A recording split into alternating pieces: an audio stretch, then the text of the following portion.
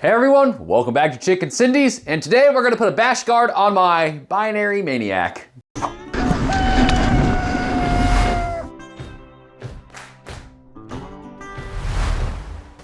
wait a second, Josh. You don't have ISCG tabs on your frame. How are you gonna put a bash guard on it? Well, my little Timmy, let me explain to you exactly how we're going to make that happen. If you just so happen to have a bicycle without ISCG tabs, this video is going to really help you a lot, in my opinion.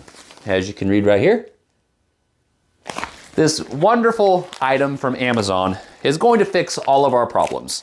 I have ran something similar to this before, and basically what it does is it turns your bottom bracket into a form of retaining unit that keeps the ISCG tabs in place if your frame does not actually have them. So, I found this really cool little kit that comes with the bash guard and the actual adapter. The brand adapter that I used to always use were called Stone, S-T-O-N-E. I have an older video of me doing something similar to this, but it didn't actually have the bash guard already included, which this is pretty nice. It's got like the nice like plastic style one, and you can actually, switch those out if it gets really beat up and broken, or, it does what it's supposed to do, which is protect your bike from bashes. So, nice little bash guard there. This is the little piece that does all of the magic, okay? So basically, in this video, what we're going to do is remove our cranks. We're then going to remove our bottom bracket on the drive side, which, you could remove the entire thing if you want to. This would be the perfect opportunity to re-grease stuff, clean stuff, whatnot. It's winter time, so you're probably not doing a ton of riding right now anyhow.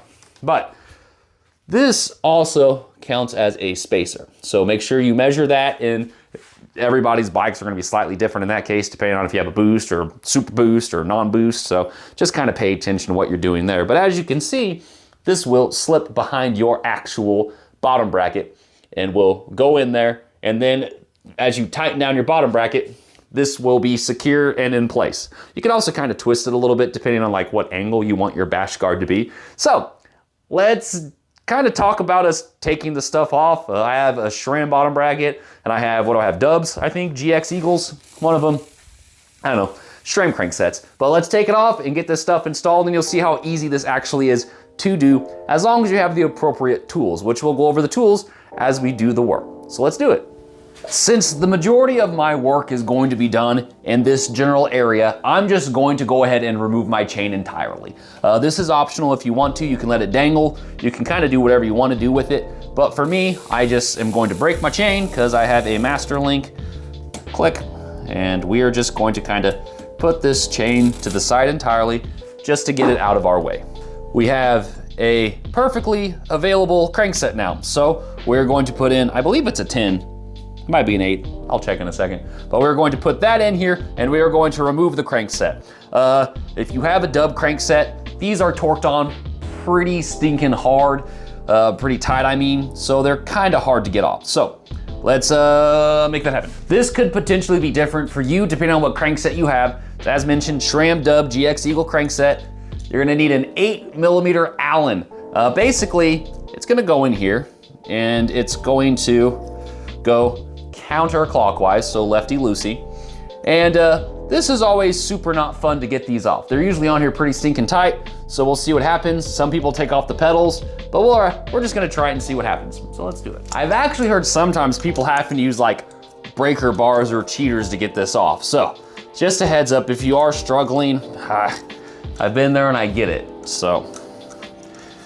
But once you do get it off, like I said, it's pretty easy once you actually get it broken, in the sense of the good thing is once you get the drive arm off, this other one just slides right out. So that's really nice. So now we need to take this cup out. I might go and just take out both just because of the fact I can, and it's here, and I might do that just to clean it and kind of grease it up a little bit. So this is the part of the video where the bottom bracket tool you have to use may be entirely different than mine, okay? So I have to use a BBT27. Oh, I'm sorry, BBT79. I don't know where I got 27 from. But, so hopefully you can see that on there. But for a Sram Dub style bottom bracket, this is what I have to use. This is just a nice park tool one that I have. So, on the cup itself, it should show you which direction you have to turn to tighten it. So I have an arrow going counterclockwise. That means the counterclockwise direction, or left, is actually tight. So this is lefty tighty, righty loosey. Very important to know, and hopefully some of the budget ones don't have that. You just kind of have to know that. So hopefully yours will have the arrow though. So I know that I need to go right to loosen it. So here we go, to loosen it, and to break it loose. So pretty easy. And the nice thing about this one is, once you get it started to get loose, it's very, very easy to take out. Your other side's gonna be the opposite. So your other side's lefty-loosey. And that's the same thing. Once you break that and break it loose, you're able to just get it out no problem. So you don't have to take out this other side, but I'm going to clean my bearings and that kind of stuff since I have it all. So I'll be back in a second. So depending on how new or old your bike is, this step is definitely not necessary at all, okay? I think I've already said that a couple times, so I apologize. In editing, I'll try to remove those. But since I've ridden this pretty good this entire season, just take them out, check the bearings, make sure they're spinning okay and that kind of a thing. Grease-wise, they look okay, but I'm gonna go ahead and clean out my bottom bracket threads and stuff, and I'm gonna re-grease all this and clean it up a bit, and then we'll install it with the actual little adapter for the ISCG tabs. I'm kind of doing a weird like dry fitting, if that makes sense. Oh, wrong way. So you can't tighten your bottom bracket with the bash guard on because of the way it sticks out, and kind of get it where I want it basically. And once I see kind of where I want it, I'm gonna go ahead and remove the bottom, the bash guard now. Where'd I put my tool?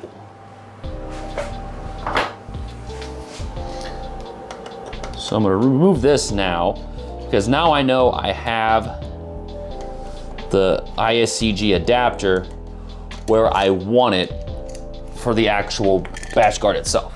So I can, and this will move a little bit, so kind of get it where you want it. And then once you start to tighten it, there we go.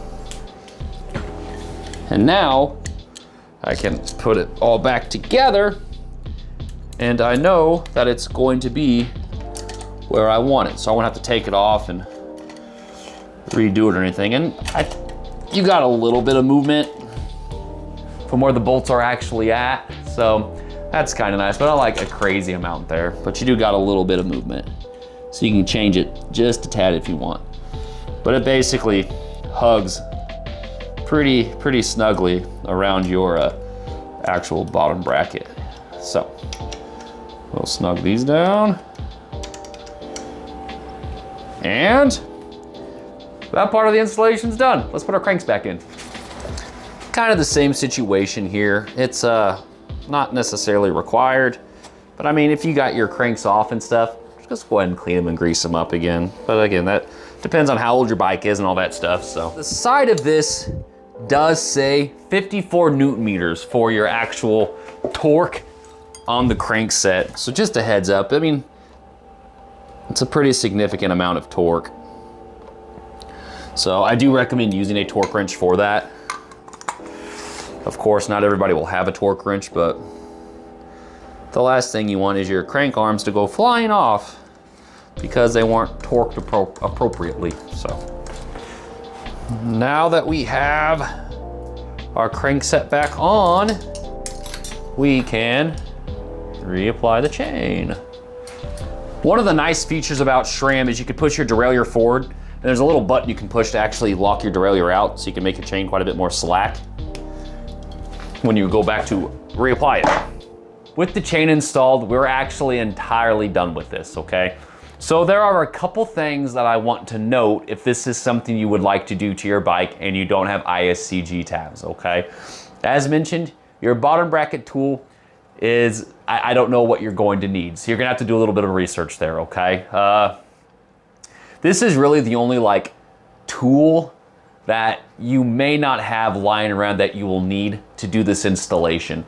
Taking the chain off, you can just kind of pull it off and to the side if you want to, so you don't need to use the chain breaker. Hopefully you have a nice set of Allen keys, so again, those aren't things that you should have to go out of your way to purchase. And to actually get that on, I mean, really, this is the only thing you probably don't have. But if you work on bikes and you have this, then you're good to go. I don't remember exactly what I paid for this.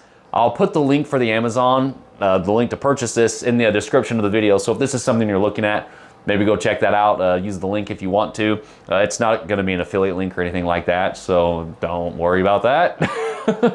But I really like bash guards, and I think they're terrific for protecting your chainring, the bottom of your bike. One big thing to note though is make sure you get a bash guard that's going to accommodate your chainring size.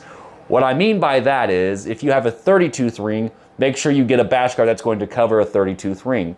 If you have a 34-tooth ring, make sure you're gonna have a bash guard that's gonna be a little bit bigger. You should have size options there, and they're usually like 30 to 34, or like 32 to 36s, and then they kind of support a couple different sized ones. So I have an oval ring, so I actually went off of that, and as you can see, when I get my biggest part of the chain ring down here, I've still got plenty of space there for protecting. So, been wanting to install this for a while. I just kept putting it off, and decided to finally install it. Not super crazy in any sense on working on your bike to get this thing installed. It should work terrific. I'll probably do a review after a couple rides and make sure it stays in place and all that. But yeah, if you found this video useful, give me a thumbs up. Any questions, put them in the comments. But as usual, thank you so much for tuning in. And until next time, everybody take care.